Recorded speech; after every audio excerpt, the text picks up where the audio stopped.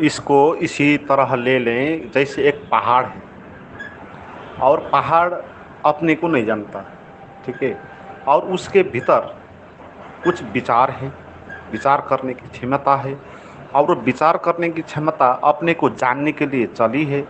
और वो क्या बोल रही है, कभी बोल रही है कि ये पेड़ मैं हूँ, कभी बोल रही है कि इस पत्थर को ये पत्थर मैं हूँ, कभी बोल रही है कि उस मिट्टी को वो मिट्टी मैं हूँ, कभी बोल रही है पहाड़ का इधर का जो हिस्सा है ये मैं हूँ, कभी बोल रही है बायां जो हिस्सा है वो मैं हूँ।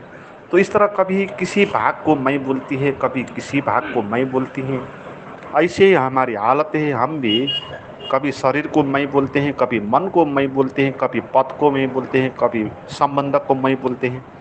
तो हम इसी तरह भ्रम में हैं, हमने अपने को जाना नहीं है। मगर बात क्या है, बात ये पेड़ ये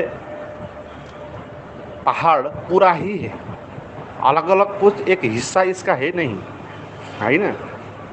तो नथिंग इज योर्स, कोई एक चीज़ इस पहाड़ की है नहीं, कोई पत्थर, कोई पेड़, कोई दायां भाग का हिस्सा, कोई बायां भाग का हिस्सा। तो इस तरह कोई हिस्सा उसका है नहीं।